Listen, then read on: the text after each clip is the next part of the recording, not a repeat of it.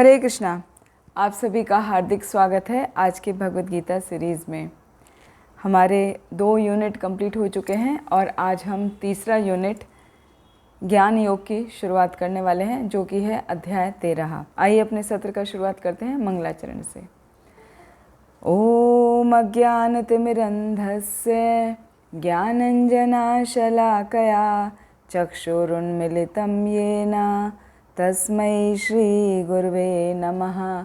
श्रीचैतन्यमनोभीष्टं स्थापितं येन भूतले स्वयं रूप कदा मह्यं ददाति स्वपदान्तिकं। जय श्री कृष्ण चैतन्य प्रभु नित्यानंद श्री अद्वैत गदाधर शिवासादि गौर भक्त वृंदा। हरे कृष्णा कृष्ण कृष्णा हरे हरे, हरे राम राम राम हरे हरे। हरे कृष्णा। एक बार फिर आप सभी का हार्दिक स्वागत है आज के भगवद गीता के सत्र में। आज हम 13वां अध्याय शुरू करने जा रहे हैं। तो जो 13वां अध्याय है उसका नाम है प्रकृति, पुरुष और चेतना। जो भगवद गीता के 18 अध्याय हैं, आप सभी को मालूम है जैसे कि वो 3 सेक्शन में डिवाइड हैं। पहले 6 चैप्टर कर्मयोग कहलाते हैं, बीच के 6 अध्याय भक्ति योग कहलाते हैं। ये वास्तव में इस प्रकार है जैसे एक ज्वेल बॉक्स समझिए। ज्वेल बॉक्स है, उसका सबसे नीचे का जो लिड है वो लिड है कर्मयोग। फिर बीच का जहाँ ज्वेलरी रखते हैं वो है भक्ति योग, और अभी उसका कवरिंग आ रहा है ज्ञान योग। तो हमने बेस समझ लिया, हमने उसका मेन थीम समझ लिया, अब उसकी हम कवरिंग समझेंगे। तो कवरिंग कैसी होती है, जैसे आपने कोई बुक देखी होगी, बुक की कवरिंग कैसे अट्रैक्टिव होनी चाहिए, है ना। वो बहुत सुंदर होगी तभी कोई उस बुक को खरीदने की इच्छा करेगा। इसीलिए ज्ञान योग बहुत ही आकर्षक है, उसमें सभी का मिला जुला रिपीटिशन आएगा। भक्ति योग का और कर्म योग का बार बार रिपीटिशन आएगा। इसी के लिए ये जो ज्ञान योग है वो कह सकते हैं कि पूरा कल्मिनेशन है, उसका कंक्लूडिंग पार्ट है, और साथ में ज्ञान भी पूरा डिटेल में समझाया जाएगा। तो 13वां अध्याय जिसका नाम प्रकृति, पुरुष और चेतना है, इसको 6 सेक्शन में डिवाइड करके हम समझ सकते हैं। जो अपना बुक लेके बैठे हैं वो नोट कर सकते हैं। पहला सेक्शन है श्लोक संख्या 1, जिसमें अर्जुन भगवान श्री कृष्ण से 6 प्रश्न पूछता है। फिर श्लोक संख्या 2 से 7 तक भगवान उसके प्रश्नों का उत्तर देना शुरू करते हैं। तो प्रश्न 3, 4 और 5 के उत्तर देते हैं, 1 और 2 का उत्तर इसमें नहीं दे रहे हैं। वो अभी क्या है हम एक एक करके समझेंगे। तो 2 से 7 वाले सेक्शन में आंसर आएगा क्वेश्चन नंबर 3 का, 4 का एंड 5 का। फिर श्लोक संख्या 8 से 12 में क्वेश्चन 5 जो पूछा अर्जुन ने उसका आंसर आएगा। फिर श्लोक 13 से 19 में जो छठा प्रश्न अर्जुन ने पूछा है उसका आंसर आएगा। तो ये बड़े अचंभे की बात है, भगवान सब बाद के प्रश्नों का उत्तर दे रहे हैं और अभी 1 और 2 का आंसर नहीं दिया। तो 1 और 2 का आंसर आएगा श्लोक संख्या 20 से लेके 26 में। ये क्यों है ऐसा, हम जब चैप्टर पढ़ते जाएंगे तब हमें समझ में आएगा। और फिर 27 से 35वां श्लोक जो है वो पूरा चैप्टर का कंक्लूडिंग है, वो ज्ञान चक्षु है। हम उसको पूरा कैसे समझे, नॉलेज क्या है, उसका एक विज़न है। तो देखते हैं हम अर्जुन का पहला प्रश्न क्या है। अर्जुन उवाच प्रकृतिं पुरुषं चैव क्षेत्रं क्षेत्रज्ञमेव च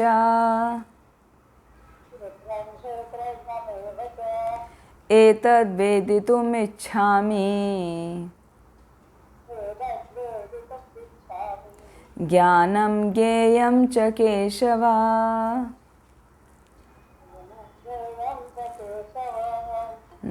Arjuna said, "Oh my dear Krishna, I wish to know about Prakriti, nature, Purusha, the enjoyer, and the field and knower of the field, and of the knowledge and the object of knowledge." Thank you. Thank you. Now श्लोक संख्या 2। श्री भगवान उवाच श्रीभगवान् उवाच इदं शरीरं कौन्तेय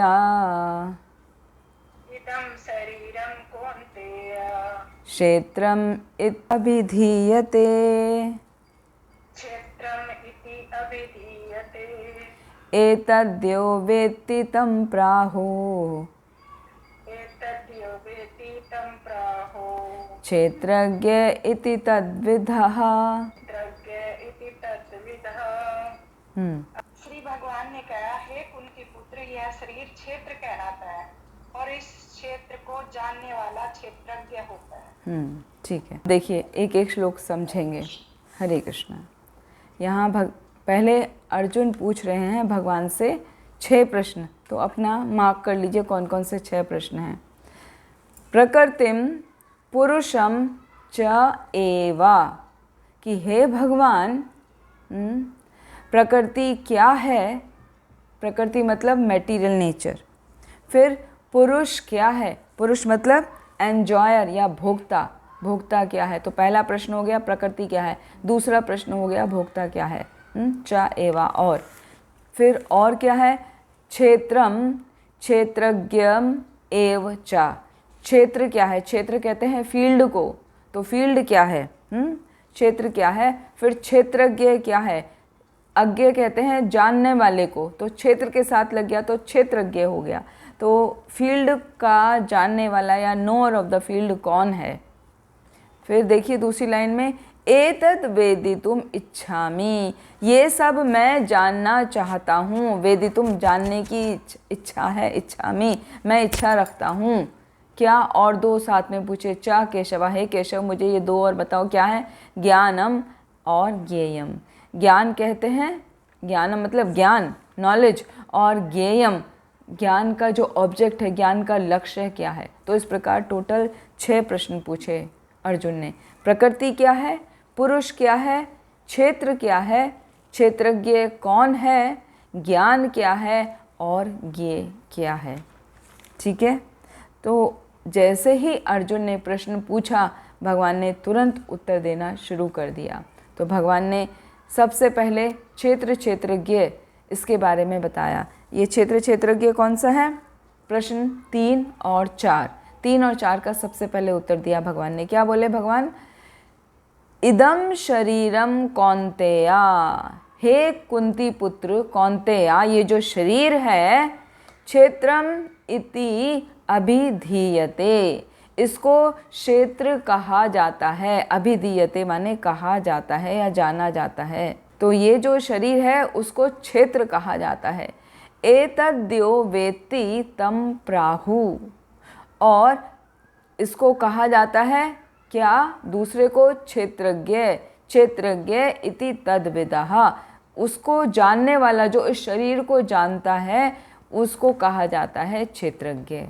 तो सबसे पहले तुरंत ही उसकी आंसर डायरेक्ट दे दिया भगवान श्री कृष्ण ने कि क्षेत्र क्या है, जो हमसे रिलेटेड है। तो तुम्हारा जो शरीर है वही क्षेत्र है, और उस शरीर में जो जानने वाला, शरीर को जानने वाला जो है यानी हमारी आत्मा, वो क्षेत्रज्ञ है। अब देखिए श्रील प्रभुपाद ने उसका कितना सुंदर तरीके से वर्णन किया है कि ये जो हमारा शरीर है वो क्षेत्र कहलाता है, और शरीर को जानने वाला क्षेत्रज्ञ कहलाता है। जैसे एक कोई किसान है, हाँ, तो किसान का एक खेत है, तो खेत तो वो क्षेत्र हो गया जहाँ पर वो कार्य को करेगा। तो ऐसे ही हमारा शरीर हमारे कर्मों का एक क्षेत्र हो गया जिसके द्वारा हम कार्य को करेंगे, वो खेत के समान हो गया हमारा शरीर। और किसान क्या है, अपने खेत को जानने वाला है ना, उसमें कौन सी फसल उसे कब लगानी है, कब खाद देनी है, कब उसकी खरपतवार को निकालनी है, तो उसको जानने वाला कौन है, खेत को जानने वाला किसान। तो हमारा शरीर जो खेत के समान है जिसमें हम सभी कार्यों को संपादित करते हैं, वो हमारा शरीर खेत है। तो उस शरीर को जानने वाला क्या हो गया, हमारी आत्मा। और आत्मा क्या है, ये परमात्मा का अंश है। और हमारे आत्मा के साथ में एक और भगवान का अंश परमात्मा होता है, जो भगवान का स्व अंश कहलाता है। वो अगले श्लोक में आएगा। तो कहने का अर्थ ये है, हमारा शरीर तो क्षेत्र हो गया, उसमें दो आत्मा हो गई। एक तो हमारी आत्मा जो भगवान का अंश है, जीव आत्मा के रूप में हमारी आत्मा भगवान का अंश है, लेकिन उसके ऊपर भी है परमात्मा। परमात्मा भी तो हमारे हृदय में रहते हैं सदा, शिरोदक्षाय विष्णु के रूप में। तो वो परमात्मा क्या है? वो भगवान का स्व अंश है। हमारी आत्मा भगवान का स्व अंश नहीं है, वो भिन्न अंश है जो जीवात्मा कहलाता है। तो इसीलिए ये चैप्टर थोड़ा डिफ़िकल्ट है समझने के लिए। इसमें बहुत सारी टर्म्स ऐसी आएंगी जो एकदम कॉम्प्लिकेटेड है, बहुत ज़्यादा समझने में डिफ़िकल्ट है। यदि आपने ध्यान नहीं दिया तो समझ नहीं पाएंगे, इसीलिए ध्यान से सुनिएगा। तो ये जो शरीर है ये कर्म क्षेत्र कहलाता है, और हर जीव की इच्छा जो होती है उसके अनुसार हमारा ये शरीर हमको मिलता है। जो हमारी प्रभुत्व जताने की इच्छा रहती है, हम स्वामित्व जताना चाहते हैं, उसका प्रयास करते हैं, तो हमारी जो प्रभुत्व दिखाने की क्षमता होती उसके अनुसार हमारा कार्य क्षेत्र हमको प्राप्त होता है। यदि हमारी स्वामित्व की भावना बहुत ज़्यादा है तो हमें बॉसेस वाला मिल जाता है ना, वैसा ही शरीर मिलता है। हम किसी कंपनी के CEO हो जाते हैं, या लीडरशिप का हमें मिलता है क्वालिटी, हमें करने को चांस मिलता है। और यदि हमारी प्रभुत्व दिखाने की क्षमता कम होती है तो हम उसके अनुसार ही साधारण होते हैं, या कम दिखाने की है तो कम छोटा छोटा लीडर बनेंगे, ज़्यादा है तो बड़ा बड़ा लीडर बनेंगे। तो कहने का अर्थ है कि हमारी प्रभुत्व जताने की इच्छा जो है, हमारी बॉसिज्म की इच्छा, उसी के आधार पर हमको हमारा शरीर प्राप्त होता है। तो ये शरीर जो है, ये शरीर क्या है? वो तो इंद्रियों से बना हुआ है, और इंद्रियां हमेशा इंद्रिय विषयों के द्वारा अपनी इंद्रियों की तृप्ति ही करना चाहती हैं। तो इंद्रिय तृप्ति के लिए ये हमें शरीर दिया गया है। इस शरीर में इंद्रियां हैं और इस इंद्रिय के ऑब्जेक्ट्स भी हैं। इसमें हमारी 5 ज्ञान इंद्रियां और 5 कर्म इंद्रियां हैं। तो कर्म इंद्रियों से हम कार्य को करते हैं, ज्ञान इंद्रियों से हम ज्ञान प्राप्त करके कार्यों में लगाते हैं अपने आप को। तो इस प्रकार से हमारा शरीर क्या हो गया? एक क्षेत्र, कर्म का क्षेत्र हो गया, जिसमें हम विभिन्न प्रकार से कार्य करते हैं। लेकिन है तो फिर भी ये शरीर ही, और उस शरीर में एक देह में एक देही रहता है, यह शरीर ही रहता है। उस शरीर को ही आत्मा कहा जाता है। तो आत्मा क्या है और शरीर क्या है, ये तो हमें अंतर अच्छे से समझ में आ गया, क्योंकि दूसरे अध्याय में भगवत गीता के हमने बहुत क्लियरली समझा इसको कि हम शरीर नहीं हैं, हम आत्मा हैं, और आत्मा का स्वरूप है भगवान की सेवा करना। ये हमने बीच के भक्ति योग में सीखा, भक्ति योग में। तो ये चीज़ क्लियर है। यहाँ पर फिर से वापस वही सब रिपीटिशन आएगा जो कर्म योग और ज्ञान योग में सीखा, क्योंकि यह है कर्म योग और भक्ति योग में सीखा, वही ज्ञान योग में हम बार बार सीखेंगे, इसीलिए इसको ज्ञान योग कहा गया है। तो जैसे कि द्वितीय अध्याय में हमने सीखा, देहिनो अस्मिन् यथा देहे कौमारम यौवनम जरा तथा देहांतर प्राप्तिर धीरस्तत्र न मुह्यति, कि जो हमारा शरीर है, शरीर कैसे बाल्यकाल से किशोर अवस्था में आता है, किशोर अवस्था से फिर तरुण अवस्था में आता है, तरुण अवस्था से वो युवावस्था में आता है, और उसके बाद में वृद्ध अवस्था में आ जाता है, और वृद्ध अवस्था के बाद में जीर्ण शीर्ण होके मृत्यु हो जाती है। फिर हम नया शरीर लेते हैं, बाल्य अवस्था में हम आते हैं। तो इस प्रकार हमारे शरीर के जो 6 परिवर्तन होते हैं वो लगातार चलते रहते हैं। लेकिन शरीर कितना भी परिवर्तित होता रहे, हमारी आत्मा परिवर्तित नहीं होती। जब हम बच्चे थे तब भी हमारी वही आत्मा थी, जब हम किशोर अवस्था में थे तब भी हमारी वही आत्मा थी, अभी हम वृद्ध अवस्था में आ गए हैं तो भी हमारी वही आत्मा है, फिर हम ये शरीर छोड़ के दूसरे शरीर में चले जाएंगे तो भी हमारी वही आत्मा रहेगी। तो केवल शरीर का परिवर्तन होता है, आत्मा बदलती नहीं है। तो आत्मा क्या है? उस शरीर को जानती है, इसलिए वो क्षेत्रज्ञ हो गई, जबकि शरीर आत्मा को नहीं जानता। तो जो हमारी जितनी भी फीलिंग्स हैं कि मैं सुखी हूँ, दुखी हूँ, मैं स्त्री हूँ, पुरुष हूँ, या मैं एनिमल में कोई भी डॉग हूँ, कैट हूँ, हाँ, तो ये हमारी आत्मा को इसका ज्ञान होता है कि मैं क्या हूँ, मेरा शरीर क्या है। यदि हम इस विचार पर थोड़ा भी ध्यान रखें तो हम समझ पाएंगे कि हम यानी हमारी आत्मा हमारे शरीर से भिन्न है। हमारा शरीर बदलता रहता है एक अवस्था से दूसरी अवस्था में, जबकि हमारी आत्मा का कोई परिवर्तन नहीं होता। तो वो आत्मा ही क्षेत्रज्ञ है और शरीर ही क्षेत्र है। तो ये दो टर्म्स क्लियर हो गई सभी को, क्षेत्र और क्षेत्रज्ञ। ठीक है, आगे चलते हैं। फिर श्रील प्रभुपाद जैसा वर्णन कर रहे हैं कि पहले 6 अध्यायों में हमने पढ़ा जीव के बारे में, कर्मयोग के बारे में, जिसमें हम भगवान से अपने संबंध को समझे कि हम क्या है, दास हैं भगवान के और हमें भगवान की सेवा करनी है। वो सब आया कर्म योग में। फिर भक्ति योग में हमने सीखा था कि भगवान से किस प्रकार जीवात्मा का संबंध हमें स्थापित करना है, भगवान की सेवा विभिन्न प्रकार से करनी है। हम सभी जीव भगवान के अधीन हैं, ये सब हमने सीखा भक्ति योग में। और विभिन्न प्रकार से विभिन्न जीवात्माएं भगवान के संपर्क में आती हैं। चतुर्विधा भजन्ते माम जना सुकृतिनो अर्जुना आर्तो जिज्ञासु अर्थार्थी ज्ञानी च भरतर्षभा। ये 4 प्रकार के लोग भगवान की शरण में आते हैं। तो ये सब हमने सीखा भक्ति योग में। लेकिन अभी जब ज्ञान योग आया है तो ज्ञान योग में हमें सीखना है कि ये जो जीवात्मा है वो प्रकृति के संपर्क में किस प्रकार आता है, किस प्रकार वो कर्म करता है, किस प्रकार वो ज्ञान अर्जित करता है, और ये सब करके वो भक्ति के साधन में कैसे लगता है, परमेश्वर से कैसे उसका संपर्क होता है, और जब परमेश्वर से उसका संपर्क हो जाता है तो भगवान उसका किस प्रकार उद्धार कर देते हैं। तो ये सब विषयों की चर्चा होगी पूरे इस ज्ञान योग में, अध्याय 13 से लेकर अध्याय 18 तक। तो सबसे इम्पॉर्टेंट चीज़ हमें याद रखनी है इन सभी अध्यायों में, 6 अध्यायों में, कि सोल और सुपर सोल में क्या अंतर है। शरीर और आत्मा में तो सबको अंतर पता चल गया, ठीक है ना। अभी आत्मा और परमात्मा में क्या अंतर है, ये भी हम द्वितीय अध्याय में पढ़ चुके हैं, क्योंकि द्वितीय अध्याय कहलाता है भगवद गीता का सार। वो एसेंस के रूप में हमने उसमें सभी कुछ पढ़ा। तो उसमें डिटेल में हमने समझा था कि किस प्रकार हम अणु हैं, एक छोटा सा स्फुलिंग है, और भगवान क्या है, विभु हैं, वो कंप्लीट हैं। हम लिटिल पार्ट हैं, भगवान कंप्लीट हैं। हम केवल इस शरीर को ही जानने वाले हैं, जबकि भगवान तो सभी के शरीरों को जानते हैं।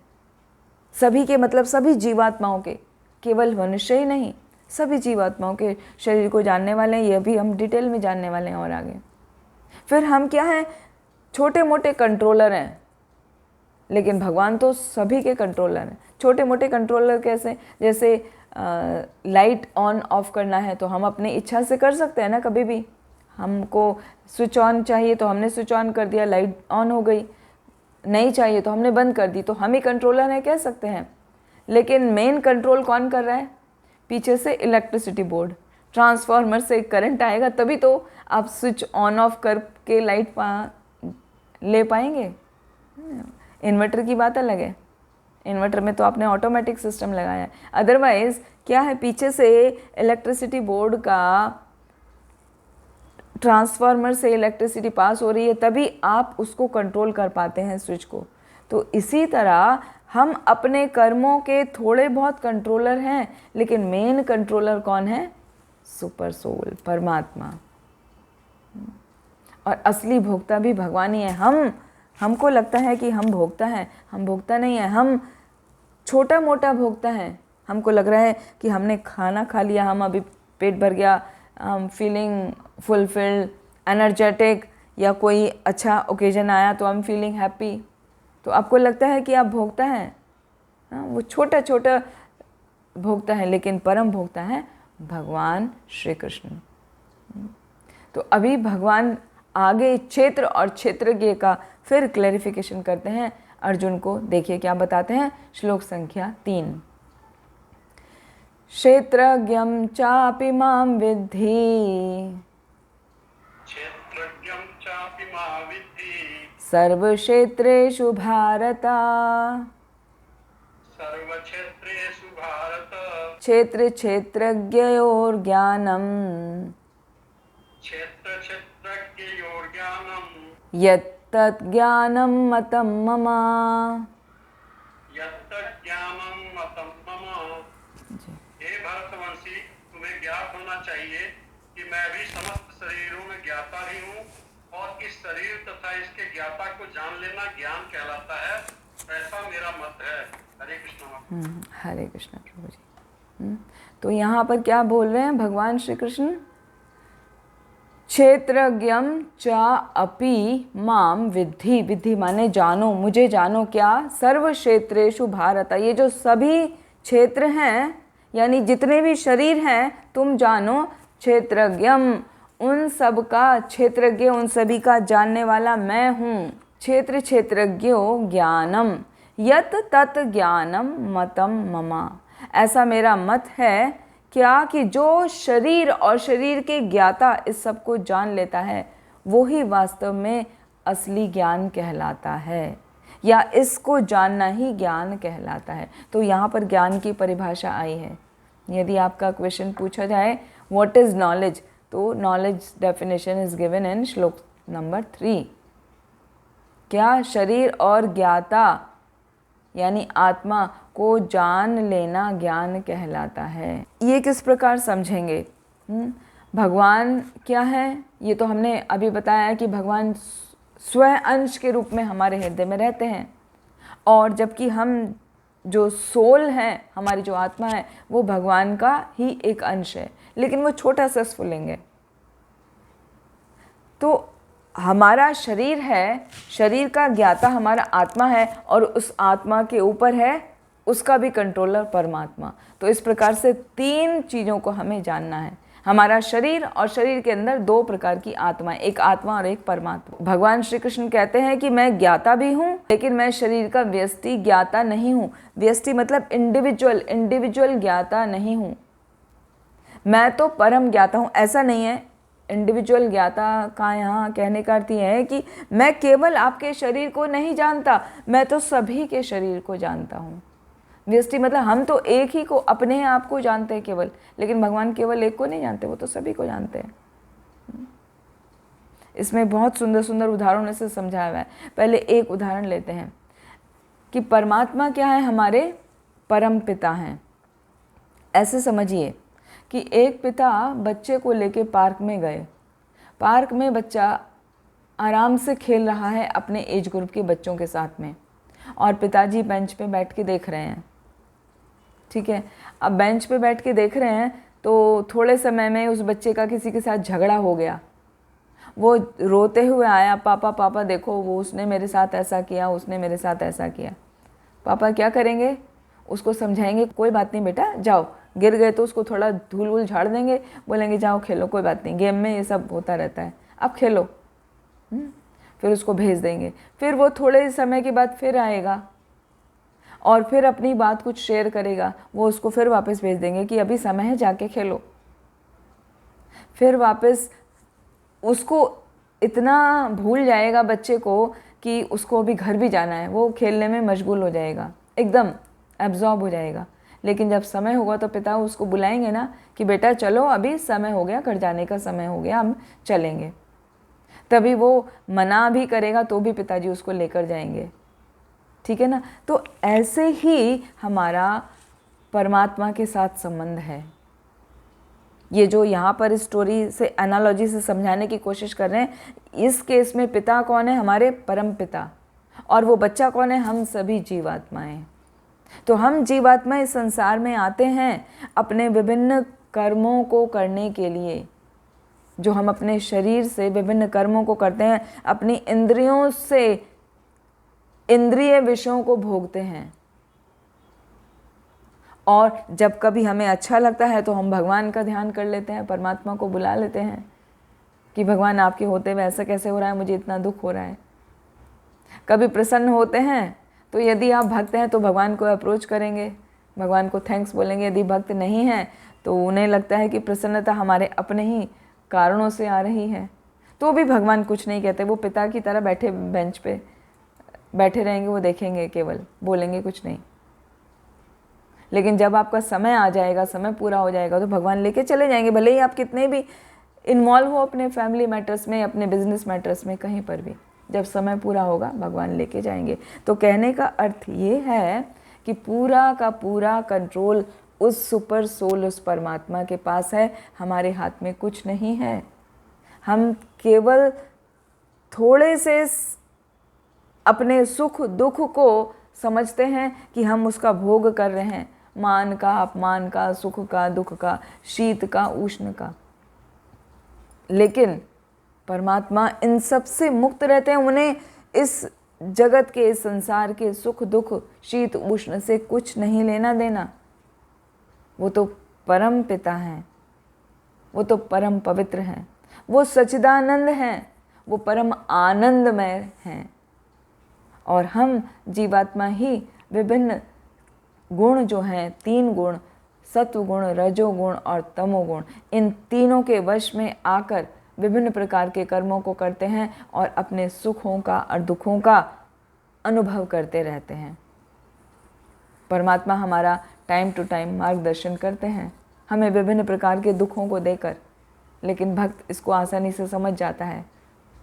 लेकिन जब तक हम भक्त नहीं बनते, भगवान से अपना संबंध नहीं जोड़ते, तो हम समझ नहीं पाते कि हमारे दुख हमें क्यों मिल रहे हैं या हमारे सुख हमें क्यों मिल रहे हैं। तो वापस एनालॉजी में भगवान श्री कृष्ण बता रहे हैं, जो श्रील प्रभुपाद ने वर्णन किया है, कि भगवान कह रहे हैं कि मैं प्रत्येक शरीर के कर्म क्षेत्र का ज्ञाता हूँ। हैं, प्रत्येक शरीर के कर्म क्षेत्र। कर्म क्षेत्र क्या हुआ, कौन बताएगा? बताइए, कर्म क्षेत्र का मतलब क्या हुआ? हरे कृष्ण माता जी। हमारे शरीर में जो भी हम क्रियाएं करते हैं, कभी अच्छा सोचते हैं, बुरा सोचते हैं, हमें लगता है कि कोई देखता नहीं, कोई यानी समझ नहीं सकता हमारे शरीर में क्या हो रहा है। लेकिन आत्मा के साथ परमात्मा भी है, और वो हमारे जो भी हम बुरा करते हैं, अच्छा करते हैं, उनके साक्षी भगवान है। तो हमारा प्रश्न का उत्तर कहाँ दिया? हमने पूछा था कर्म क्षेत्र क्या है, भगवान कह रहे हैं मैं प्रत्येक शरीर के कर्म क्षेत्र का ज्ञाता हूँ। तो हमारे जो भी कर्म, वही ना, कर्म और अच्छे कर्म और बुरे कर्मों का ज्ञाता भगवान ही है ना, क्योंकि भगवान को पता है कि हम क्या कर रहे हैं। तो कर्म क्षेत्र है हमारा शरीर, सिंपल आंसर है ना। कर्म क्षेत्र है हमारा शरीर और कर्म क्षेत्र का क्षेत्रज्ञ है हमारी आत्मा। ये चीज़ क्लियर होनी चाहिए, इसीलिए हमने प्रश्न पूछा। फिलॉसफी समझ में आ जाती है लेकिन एक वर्ड नहीं कैच होता, तो उस पर ध्यान दीजिए। हाँ, कर्म क्षेत्र शरीर और क्षेत्रज्ञ, क्षेत्र को जानने वाला आत्मा, और परमात्मा वो सुपर सोल। तो भगवान आगे कह रहे हैं कि व्यक्ति भले ही अपने शरीर का ज्ञाता हो, किंतु उसे अन्य शरीरों का ज्ञान नहीं होता। समस्त शरीरों में परमात्मा रूप में विद्यमान भगवान समस्त शरीरों के विषय में जानते हैं। हम हर कोई अपने अपने शरीर के बारे में जानता है, लेकिन हम जितने भी यहाँ पर उपस्थित हैं क्लास में, वो सभी एक दूसरे के बारे में नहीं जानते। जानते हैं क्या? बस खाली उनका नाम या वो कहाँ से बिलोंग करते हैं उतना जानते हैं। उनको किस चीज़ की अनुभूति हो रही है इस वक्त कोई दूसरा नहीं जानता। तो कहने का अर्थ ये है कि हर कोई अपना अपना शरीर को जानता है, तो हम बाकी किसी को नहीं जानते, लेकिन भगवान सभी को जानते हैं। तो इसको समझाने के लिए बहुत सुंदर एनालॉजी यहाँ पर आ रही है, जो श्रील प्रभुपाद ने वर्णन किया है कि जैसे एक नागरिक होता है, उसके पास एक ज़मीन का हिस्सा है, एक खेत है या एक प्लॉट है, कुछ भी है, भूमि है, तो वो अपने भूमि के स्थान को अच्छे से जानता है, उसके आसपास के एरिया को जानेगा, क्योंकि उसको वहाँ पे सपोज़ कुछ खेती करना है या उसको वहाँ पे अपने प्लॉट में कुछ बिल्डिंग बनानी है, तो उस उतना एरिया को जानेगा जिससे वो अपना कार्य कर सके। लेकिन जो राजा है या जो वहाँ का, कहना चाहिए जो मेन अथॉरिटी है, उसको सभी के फील्ड के बारे में पता होगा। ये किसका फील्ड है, ये किसका फील्ड है, ये किसका फील्ड है, कितना स्क्वायर मीटर है, उसने क्या कीमत दिया, उसका क्या नाम है, वो फ्यूचर में क्या करने वाला है, प्लानिंग वगैरह सब पता होगा ना, है ना। तो एक नागरिक, एक जो नॉर्मल सिटीजन है, वो केवल कहला रहा है। एक अधिपति वो जानता है केवल अपने को, अपने एरिया को, इसीलिए वो सेकेंडरी नोअर है। लेकिन जो मेन पर्सन है या राजा है वो तो पूरे साम्राज्य को जानता है। राजा सभी को सैनिक भेज के पता रखते हैं ना, कौन सा मेरा नागरिक कैसा रह रहा है, किसी को सुख दुख है, क्या चीज़ की आवश्यकता है। एक अच्छा राजा हमेशा ऐसा करता है। इसका उदाहरण है भगवान श्री रामचंद्र जी, है ना। वो अपने हमेशा सेवकों को भेजकर साधारण ड्रेस में सेवकों को भेजकर नागरिकों के बीच में पता कराते थे कि किसी को किसी प्रकार का कोई दुख तकलीफ तो नहीं है। तो ये राजा का कर्तव्य होता है अपने पूरे साम्राज्य का पालन पोषण करना, किसी को किसी प्रकार का कोई दुख कष्ट ना हो, इसीलिए वो जानकारी रखते हैं। तो राजा साम्राज्य का पूरा जानकारी रखता है, तो वो हो गया मेन मूल अधिपति, है ना। और एक नागरिक हो गया जिसका अपना अपना प्लॉट है, घर है, वो उतने को ही जानता है। लेकिन अभी देखिए भगवान की स्थिति क्या है। भगवान तो उस राजा को भी चले क्या, उस राजा के अलावा जो और भी राज्य हैं उन सभी को जानते हैं। तो ये डिफरेंस समझ में आ रहा है। एक नागरिक यानी हम जीव, है ना, हमारी आत्मा। फिर एक राजा, वो कैसे हो गए, परमात्मा। और उसके ऊपर भी परम परमेश्वर जो गोलोक में बैठे हैं वो सभी को जानते हैं। ठीक है। तो परमेश्वर जो है वो क्या कहलाते हैं, ऋषिकेश। ऋषिकेश कहते हैं इंद्रियों के स्वामी को। ऋषिक प्लस ईश, ईश माने कंट्रोलर, ऋषिक माने इंद्रियां। जो इंद्रियों के कंट्रोलर हैं या इंद्रियों के नियामक हैं वो हैं परमेश्वर ऋषिकेश। तो वो सभी की गतिविधियों को जानते हैं, इसलिए वो परम कंट्रोलर या परम नियामक कहलाते हैं। इसीलिए भगवान का कथन आया है कि मैं ज्ञाता भी हूँ, जिसका अर्थ है वो परम ज्ञाता है और जीवात्मा केवल अपना ही ज्ञाता है। सब कुछ तो केवल भगवान ही जानते हैं। फिर इसकी पुष्टि आगे वापस वैदिक ग्रंथों में भी हो रही है, जो सेम बात कही जा रही है।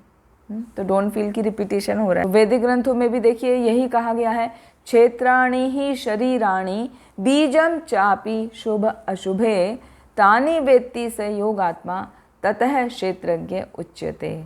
ये शरीर हमारा क्षेत्र कहलाता है और इस शरीर के भीतर जो उसका कंट्रोलर है यानी हमारी आत्मा, और आत्मा के साथ ही परमात्मा भी वास करता है।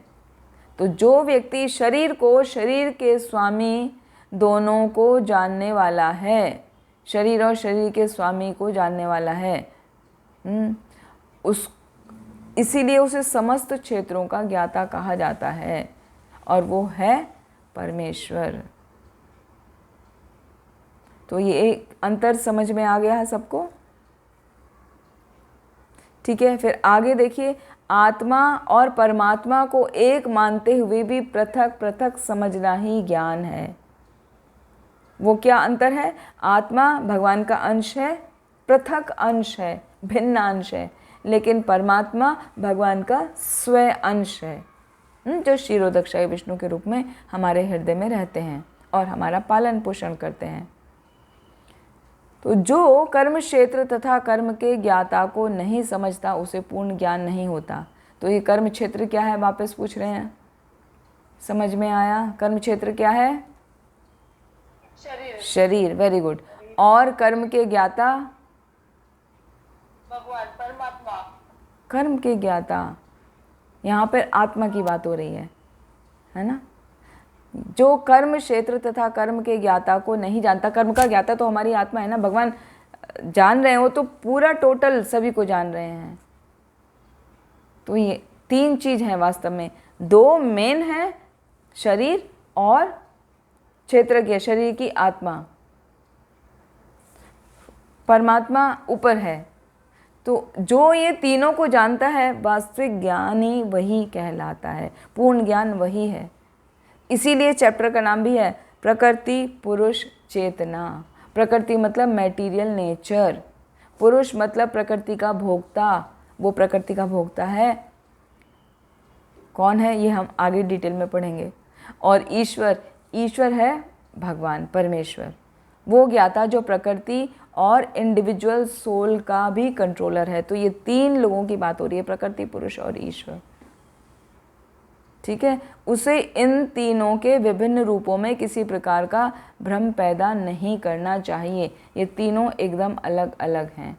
अब फिर एक और एनालॉजी से समझाया श्रील प्रभुपाद ने कि जिसे समझ नहीं आया वो फिर समझो, कि जैसे एक चित्रकार है, पेंटर है, वो एक पेंटिंग बना रहा है और पेंट ब्रश से पेंट कर रहा है। तो अब देखिए, पेंट ब्रश है उसका, वो अलग है, जो वो पोर्ट्रे बना रहा है वो अलग है, और वो खुद चित्रकार अलग है। तो इसको कैसे तुलना करी गई है? जो पेंट ब्रश है वो है हमारा शरीर। पेंट ब्रश जैसे जैसे चित्रकार चलाएगा वैसे वैसे वो बनेगा। तो जैसे जैसे हमारा शरीर, हमारी इंद्रिय तृप्ति के हिसाब से हम कार्य करते जाते हैं, कर्म का फल संचित होता चला जाता है और हमें वैसे वैसे शरीर मिलता है। ठीक है, तो वो तुलिका की तरह हो गया है। तुलिका मतलब पेंट ब्रश। और जो चित्र है वो आत्मा की तरह है। जो शरीर से कार्य कर रहे हैं तो वो एक चित्र बन के तैयार हो गया ना, वो हो गई हमारी आत्मा। जो भी हम कार्य करते हैं वो प्रिंट होता चला जाता है हमारी आत्मा पे। तो हमारी आत्मा भी दूषित हो जाती है। जैसे कई बार कहा जाता है ना, ये बहुत अच्छी आत्मा है, ये बहुत दुरात्मा है। भगवान ने भी स्वयं कहा ना 7वें अध्याय में, ये 4 प्रकार के पुण्य आत्मा हैं और 4 प्रकार के दुरात्मा हैं। तो जैसा भी हम कार्य करते हैं उसका प्रिंट, उसकी छाप पड़ती जाती है हमारी आत्मा पे।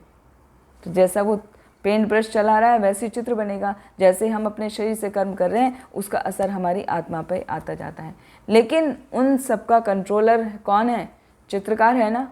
चित्रकारी तो पेंट करके चित्र बना रहा है, वो चाहे कैसे मॉडिफाई कर सकता है चित्र को। पूरा कंट्रोल चित्रकार के पास है। तो पूरा कंट्रोल करने वाले वो परमात्मा हैं, जो हमारी आत्मा को भी कंट्रोल कर रहे हैं और हमारी आत्मा हमारे शरीर को कंट्रोल करती है, या शरीर का इम्प्रिंट आत्मा पे पड़ रहा है। वो दोनों एक दूसरे को प्रभावित करते ही हैं। ठीक है, जैसा पेंट ब्रश चल रहा है वैसे ही तो चित्र बनेगा, या चित्र जो बन रहा है उसके अनुसार पेंट ब्रश चला के उसको डिफरेंट भी बनाया जा सकता है। तो एक दूसरे को प्रभावित करते हैं। तो यह भौतिक जगत जो कर्म क्षेत्र के रूप में है, प्रकृति है।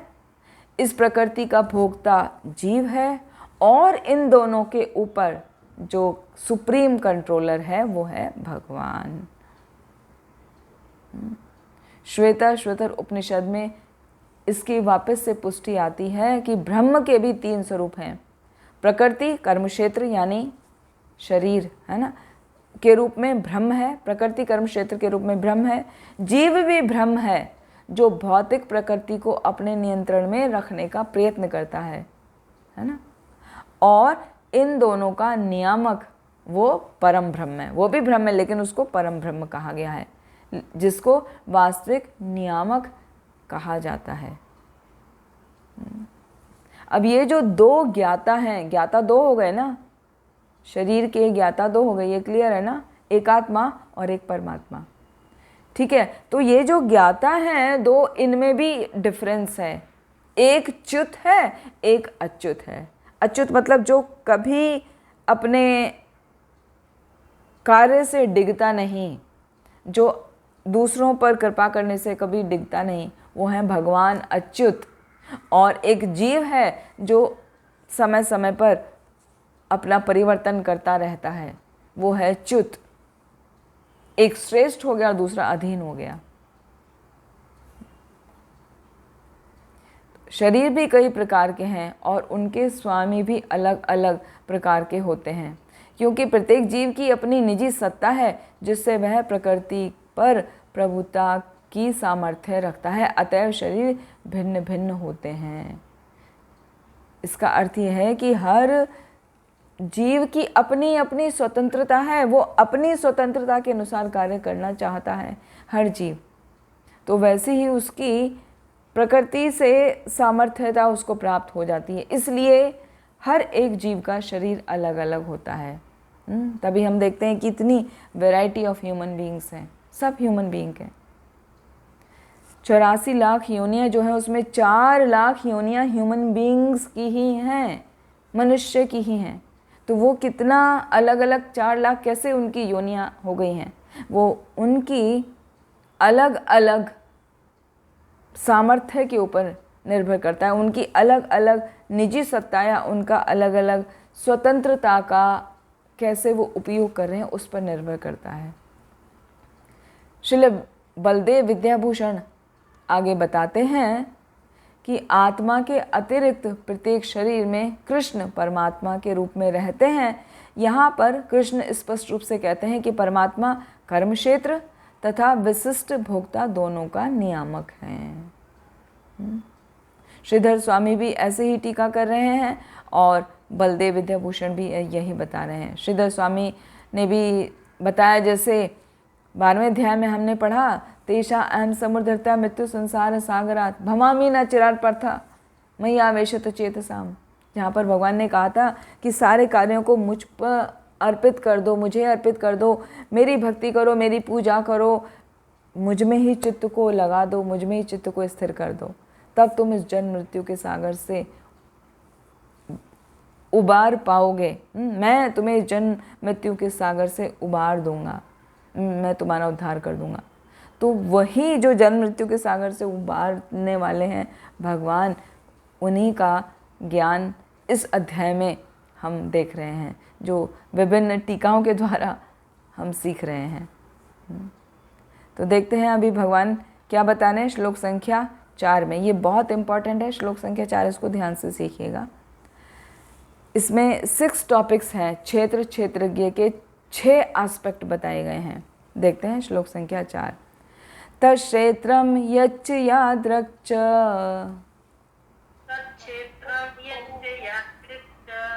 यद्विकारी यतश्च यत् स च यो यत्प्रभावश्च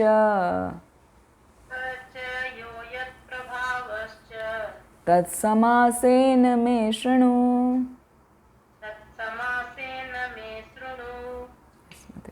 अब तुम मुझसे यह संक्षेप में सुनो कि कर्म क्षेत्र क्या है, कि यह किस प्रकार बना है, इसमें क्या परिवर्तन होते हैं, यह कहाँ से उत्पन्न होता है, इस कर्म क्षेत्र को जानने वाला कौन है और उसके क्या प्रभाव हैं। हरे कृष्णा, वेरी गुड माता जी। तो देखिए इसमें 6 टॉपिक्स का वर्णन किया गया है। क्षेत्र और क्षेत्रज्ञ को 6 टर्म्स से समझ सकते हैं। वो क्या क्या हैं, पहले देखिए। तत्क्षेत्रम, वो जो क्षेत्र है वो क्या क्या अलग अलग रूपों में जाना जा रहा है। पहला है शब्द यच, आप नोट कर लीजिए अपने नोटबुक में। यच, यच मतलब कॉम्पोजिशन उसका क्या है, वो किस चीज़ से बना है, हमारी बॉडी का कॉम्पोजिशन क्या है। ये जो बात हो रही है ना बॉडी के बारे में, और बॉडी के नोअर यानी क्षेत्रज्ञ के बारे में बात हो रही है। तो पहले जो 4 पॉइंट है वो बॉडी से रिलेटेड है, और बाद के जो 2 पॉइंट हैं वो क्षेत्रज्ञ यानी आत्मा से रिलेटेड हैं। तो पहला है यच। यच, यच का मतलब है composition of the body, body कैसे बनी है ना, उसका कर्म क्षेत्र क्या है। दूसरा शब्द है यादृक्। यादृक् मतलब उसकी क्वालिटीज़ क्या हैं, वो किस प्रकार बनी है, क्या क्या क्वालिटीज़ हैं उसकी, मतलब उसके गुण क्या हैं। तीसरा शब्द यद्विकारी, हाँ विकार कहते हैं परिवर्तन को, तो उसमें यद विकारी किस प्रकार से परिवर्तन होते हैं, वो कैसे एक से दूसरे में ट्रांसफॉर्म होती है बॉडी, बॉडी के बारे में। और चौथा है यतश्च। यतश्च मतलब उसका जन्म कहाँ से हुआ है, ओरिजिन कहाँ से हुआ है। तो बॉडी के बारे में ये 4 शब्द आ गए। पहला यच यानी कॉम्पोजिशन ऑफ बॉडी, बॉडी किस चीज़ से बनी है। यादृक्, बॉडी की क्वालिटी क्या है। यद विकारी, बॉडी में विभिन्न प्रकार के क्या क्या विकार होते हैं। यतश्च, बॉडी का ओरिजिन कहाँ से हुआ है, कहाँ से उत्पन्न होती है। और अब आता है 5 और 6। 5 और 6 हैं रिलेटेड क्षेत्रज्ञ से। तो 5 है यत, जो पहली लाइन का लास्ट शब्द है यत। यत का अर्थ है identify of the knower of the body. जो बॉडी है उसको, उसके नोअर को जानना, उसको पहचानना, वो हो गया कर्म क्षेत्र को जानने वाला कौन है? ये है यत। और स च यो यत प्रभावश्य, जो छठा शब्द है वो है यत प्रभावश्य। यत प्रभावश्य मतलब उसका क्या प्रभाव है? Power of knower of the body, क्षेत्रज्ञ का क्या प्रभाव है? तो यहाँ पर वर्ड टू वर्ड मीनिंग में ऐसे बताया है, तब अब तुम अर्जुन को बता रहे हैं भगवान श्री कृष्ण कि अब तुम मुझसे ये संक्षेप में सुनो। तत्समासेन में शृणु, शृणु माने सुनो, समासेन मतलब संक्षेप में, तत् माने अब मैं तुमको ये सब संक्षेप में बताऊंगा। क्या क्या? ये 6 चीज़ों का बात की है। अब तुम मुझसे सब संक्षेप में सुनो कि पहला कर्म क्षेत्र क्या है, दूसरा ये किस प्रकार बना है, तीसरा इसमें क्या परिवर्तन होते हैं, चौथा ये कहाँ से उत्पन्न होता है, पांचवा इस कर्म क्षेत्र को जानने वाला कौन है, और छठा इसका क्या प्रभाव है। ठीक है, तो भगवान ने 6 चीज़ें बताई अर्जुन को क्षेत्रज्ञ समझाने के लिए कि क्षेत्रज्ञ को कैसे समझेंगे।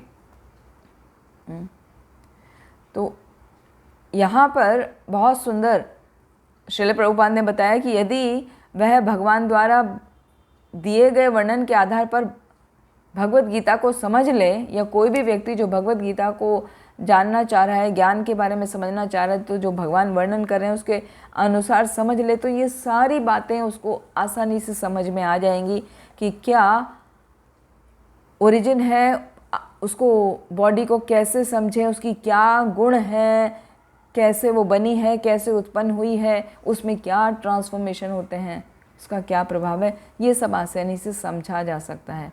लेकिन उसे ध्यान रखना होगा कि प्रत्येक शरीर में वास करने वाले परमात्मा को जीव का स्वरूप ना मान बैठे। वो परमात्मा अलग है और हमारी आत्मा अलग है, दोनों में बहुत अंतर है। तो इस बात का ध्यान देना होगा, ध्यान से सीखना होगा। हालांकि इनका उत्तर शॉर्ट में बता सकते हैं, लेकिन आगे भगवान उनको सब डिटेल में बता रहे हैं। हाँ, एक एक लाइन में बता देते हैं। कर्म क्षेत्र क्या है? कर्म क्षेत्र हमारा ये शरीर है जिसमें हम विभिन्न इंद्रियों से कार्यों को करते हैं। क्वालिटी क्या है? हमारी क्वालिटी है 3 गुणों से बने हुए हैं हम। चेंजेस क्या है? हमारे शरीर में 6 प्रकार के परिवर्तन होते हैं जो कई बार बता चुके हैं। जन्म होता है, थोड़ी देर रहते हैं, जायते, वर्धते, जनयते, अपक्षीयते, अदृश्यते, है ना। मतलब जन्म होता है, फिर थोड़ा वृद्धि करते हैं, बढ़ते हैं, फिर और बढ़ते हैं, फिर विवाह होता है, हाँ, संतान उत्पत्ति होती है, फिर क्षीण होता जाता है शरीर और फिर मृत्यु हो जाती है। तो ये 6 परिवर्तन आते हैं। फिर शरीर कहाँ से उत्पन्न होता है? हाँ, माता के गर्भ में किस प्रकार वीर्य के द्वारा उसकी उत्पत्ति होती है, जन्म होता है। फिर कर्म क्षेत्र को जानने वाला कौन है? कर्म क्षेत्र को जानने वाला है हमारी आत्मा, और उसके प्रभाव क्या हैं, प्रभाव क्या क्या है, वो सब हम आगे एक एक आंसर भगवान डिटेल में देते जाएंगे। थोड़ा सा श्लोक संख्या 5 में बता रहे हैं भगवान ये क्या है। देखते हैं श्लोक संख्या 5। ऋषिर्भिर्बहुधा गीतम छंदोभिर्विविधे पृथक् Brahmasutra पदश्चैव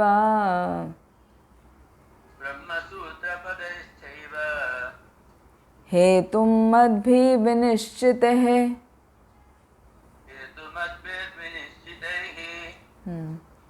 That knowledge of the field of activities and of the knower of the activities is described by various sages in various Vedic writings. It is especially presented in Vedanta Sutra with all reasoning as to the cause and effect. हरे कृष्ण। तो यहाँ क्या बता रहे हैं? ऋषिर्भिर बहुधा गीतम।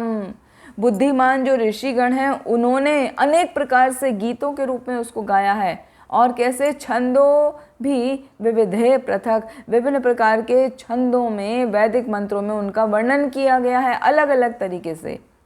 ब्रह्म सूत्र पदश्चैवा, वेदांत के जो नीति वचन है उनके द्वारा उसका वर्णन किया गया है। किसका? हेतुम मद्भिः विनिश्चिते। वो कारण क्या है, वो कार्य कारण क्या है, उसका वर्णन किया गया है। तो विभिन्न वैदिक ग्रंथों में विभिन्न ऋषियों ने कार्यकलापों के क्षेत्र तथा उन कार्यकलापों के ज्ञाता के ज्ञान का वर्णन किया है। इसे विशेष रूप से वेदांत सूत्र में कार्य कारण के समस्त तर्क समेत प्रस्तुत किया गया है। तो यहाँ पर दो शब्द ध्यान से समझने के हैं, ऋषिर्भिर और छंदोभिर। ऋषिभि का मतलब है साधुगण और छंदोभि का मतलब है विभिन्न शास्त्र जैसे वैदिक ग्रंथ इत्यादि, वैदिक मंत्र वगैरह। तो इस ज्ञान की व्याख्या करने में भगवान श्री कृष्ण वो ही सर्वोच्च प्रमाण हैं, जिनको विभिन्न प्रकार से पूर्ववर्ती आचार्य अपने अपने प्रमाण से प्रस्तुत करते हैं। ये हो गया ऋषिर्भिर। विभिन्न ऋषिगण में आगे नाम दिया गया है। सबसे पहले तो भगवान श्री कृष्ण से ही ये ज्ञान आया, उसके बाद उस ज्ञान को संकलित किया व्यासदेव जी ने, और व्यासदेव जी के पिता हैं पराशर मुनि, तो वो भी महर्षि हो गए। फिर उस ज्ञान को आगे शुकदेव गोस्वामी ने बताया, फिर शौनक आदि ऋषियों को सुनाया, सूत गोस्वामी ने कहा। तो ये जितने भी ऋषि हैं वो इसी वेदांत की ही चर्चा करते हैं, इसी ज्ञान की चर्चा करते हैं जो भगवान बता रहे हैं, जो दिव्य ज्ञान है। तो भले ही हमारे शरीर भौतिक हो, हम अपने अपने कर्मों के कारण प्रकृति के तीनों गुणों के वशीभूत होकर पतित हो गए हैं। फलतः कुछ लोग उच्च धरातल पर चले जाते हैं और कुछ निम्न धरातल पर आ जाते हैं, जैसे जैसे हमारे कार्य होते हैं हमारे गुणों के अनुसार। तो ये उच्चतर और निम्नतर धरातल जो है वो है अज्ञान के कारण। हमें लगता है कि कोई बहुत वृद्धि कर रहा है या कोई अभी पतन हो गया, वो उसका कुछ नहीं हो रहा है, उसका पतन हुआ जा रहा है। हाँ? लेकिन परमात्मा जो है वो अच्युत हैं, उन पर किसी भी गुण का कोई असर नहीं होता, वो तो दिव्य हैं। इसीलिए साधुगण वर्णन करते हैं वेदों में, जैसे कठोपनिषद है, उसमें बार बार आत्मा परमात्मा शरीर के अंतर के बारे में समझाया गया, जो कि हमने द्वितीय अध्याय में बार बार सीखा। और शास्त्रों के द्वारा जो छंदों के द्वारा वर्णन किया गया है, उसमें भी प्रकृति जीव और भगवान के विषय के बारे में वर्णन किया गया है। तैत्तिरीय उपनिषद में ये क्षेत्र का अर्थ कर्म क्षेत्र है। क्षेत्र यानी यहाँ पर हमारा शरीर है। तो ये जो क्षेत्र तो शरीर हो गया, अब क्षेत्रज्ञ शरीर को जानने वाला। अब शरीर को जानने वाले की भी दो कोटि हो गई, दो टाइप हो गए, एक जीवात्मा और एक परमात्मा, है ना। ये हमने पहले श्लोक में पढ़ लिया। अब ये जो परमात्मा है उसको समझने की अनुभूति 5 प्रकार से की जा सकती है। या 5 रूपों में हम उस परमात्मा को, उस परम सत्य को समझ सकते हैं। वो क्या है उनको समझेंगे। इनको 5 कोश भी कहा जाता है। परमात्मा को समझने के जो अनुभूति हैं वो 5 रूप हैं, जिनको 5 कोश भी कहा जाता है। वो 5 कोश हैं अन्नमय कोश, प्राणमय कोश, ज्ञानमय कोश, विज्ञानमय कोश और आनंदमय कोश। या उनको कहें तो अन्नमय रूप, भगवान का अन्नमय रूप, प्राणमय रूप, ज्ञानमय रूप, विज्ञानमय रूप और आनंदमय रूप। तो ये क्या क्या है? अन्नमय रूप का अर्थ होता है कि जीव जो है वो भोजन पर ही निर्भर रहता है। अन्न खाते हैं ना, तभी तो हम जीवित हैं। एक छोटा बच्चा इन्फेंट जो होता है वो 6 महीने तक तो दूध पर सरवाइव करता है माता के दूध पर, लेकिन उसको भी अन्न दिया जाता है ना 6 महीने के बाद तुरंत ही, क्योंकि जीवित रहने के लिए अन्न अत्यंत आवश्यक है और सभी जीवों को अन्न की आवश्यकता होती है। तो वो जो अन्न पर निर्भर है जीव, वो ही उसका अन्नमय रूप कहलाता है या अन्नमय कोश कहलाता है। यह ब्रह्म की भौतिकतावादी अनुभूति है। मतलब परम सत्य को वो अन्न में समझने की कोशिश कर रहे हैं। जैसे कोई काफ़ी दिन से भूखा हो, उसे खाना नहीं मिला 2 दिन से, या छोटा मोटा कुछ भी ऐसे खा के काम चला रहा है, अभी उसे एकदम अच्छा खाना मिलता है तो वो क्या कहता है, आज तो आप तो अन्नपूर्णा का अवतार हैं, आपने मुझे अच्छे से भोजन करा दिया, अच्छे से प्रसाद दे दिया, है ना। क्योंकि अन्न की अत्यंत ही आवश्यकता है। तो अन्न के द्वारा हम समझते हैं कि परम सत्य की हमें अनुभूति हुई है। आप तो मेरे लिए भगवान है, आप मेरे लिए खाना लेकर आए, आपने मुझे ये खाने को दिया, वरना मैं तो मरने वाला था। तो अन्न की अत्यंत ही आवश्यकता है, वो ही सबसे पहली भगवान की अनुभूति है। यदि किसी को भगवान की अनुभूति करनी है तो ये करके देख लीजिए, खाना छोड़ दीजिए, कुछ दिन खाली पानी पीजिए, देखिए आपको अन्न पाने के बाद में कैसे अनुभूति होगी कि ये परमात्मा से हमारा मिलन हो गया। तो उसको कहा गया है अन्नमय रूप की अनुभूति। फिर उसके बाद है प्राणमय रूप। जब कोई खाकर पुष्ट हो जाता है तो उसके सजीव लक्षण जो जीवन के रूप में, जो चेतना के रूप में हमारे शरीर में प्रवाहित होते हैं, वो कहलाता है प्राणमय रूप। तो प्राणमय रूप के द्वारा हम भगवान की अनुभूति कर सकते हैं। यानी कोई जीवित है, यानी इसमें प्राण है, जीवित नहीं है तो प्राण नहीं है। तो परमात्मा की अनुभूति जीवित में ही होती है ना। जीवित को ही तो हम प्रणाम कर सकते हैं, रेसिप्रोकेट कर सकते हैं, मृत व्यक्ति के साथ तो कुछ नहीं। तो वो प्राणमय रूप क्या है, वास्तव में वो परम सत्य की अनुभूति कराता है।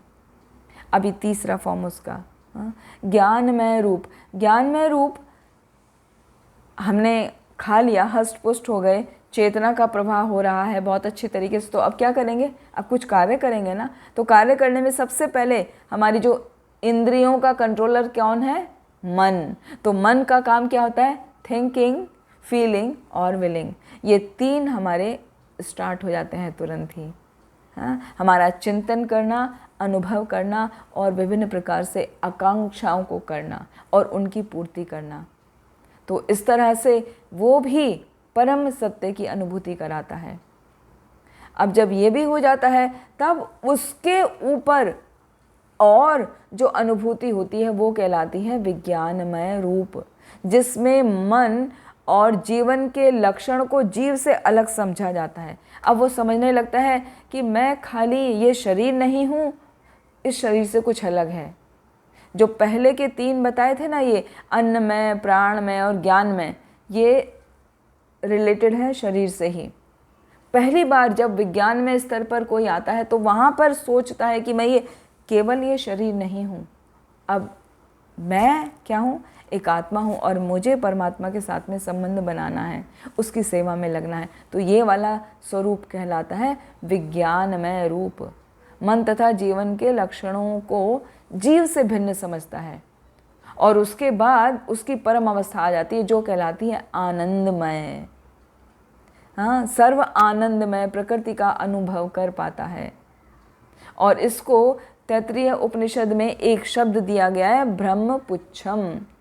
तो यदि आपका प्रश्न आता है भक्ति शास्त्री में ब्रह्मपुच्छ क्या है, तो ब्रह्मपुच्छम ये पांचों स्टेप आ जाएंगे, जिसमें पहला है अन्नमय रूप, दूसरा प्राणमय रूप, तीसरा ज्ञानमय रूप, चौथा विज्ञानमय रूप और पांचवा आनंदमय रूप।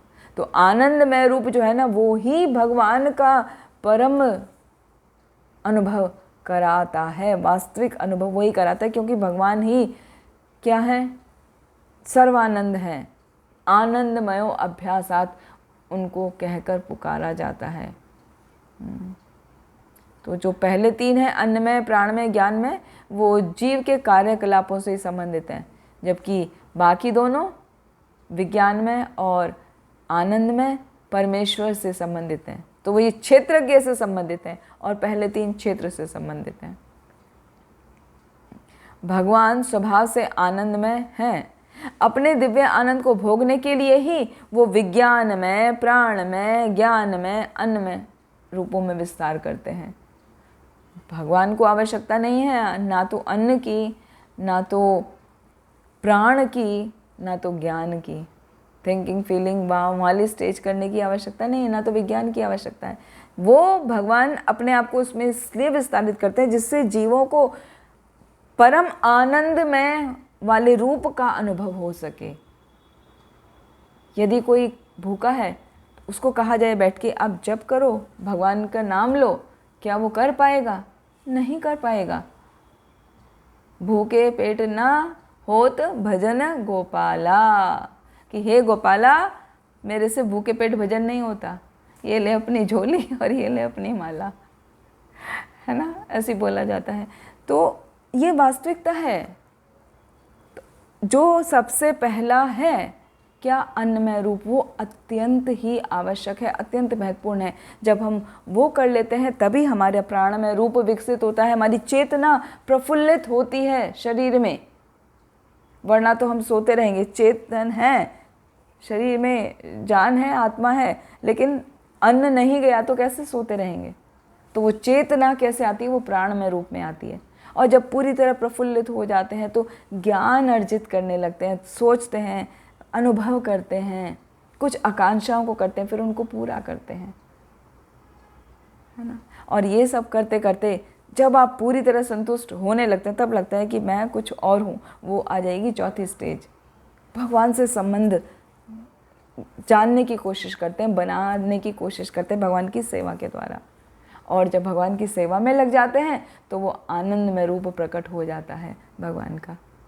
तो जब एक जीव ब्रह्म पुच्छम वाली स्थिति में आ जाता है, एक एक करके 5 स्टेप वो पा लेता है, आनंदमय रूप में आ जाता है, तो वो परम सुख का अनुभव करता है, वो पूर्ण बन जाता है। उस समय वो ही उसकी चरम अवस्था है।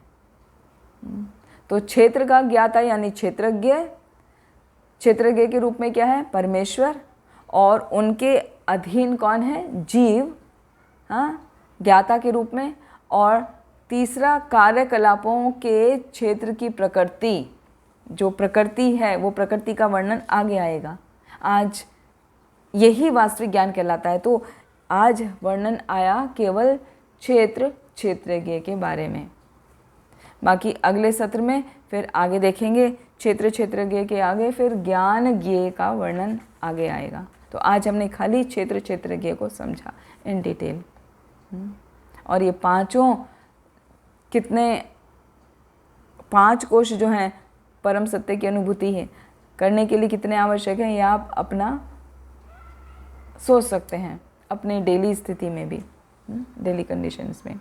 ठीक है, तो अगले सत्र में देखेंगे अगले ज्ञान और ज्ञेय को, और 24 तत्व क्या हैं, मन किस प्रकार से हमारे विभिन्न कार्यों को करता है।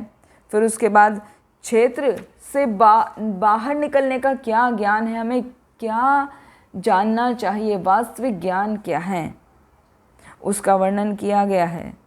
ये 20 ऑब्जेक्ट बताए गए हैं ज्ञान के, जो श्लोक संख्या 8 से 12 में आते हैं, जिनको भगवान घोषित करते हैं कि जो इनके बारे में जानता है वही ज्ञान है, और जो इसके बारे में नहीं जानता वो सब अज्ञान है।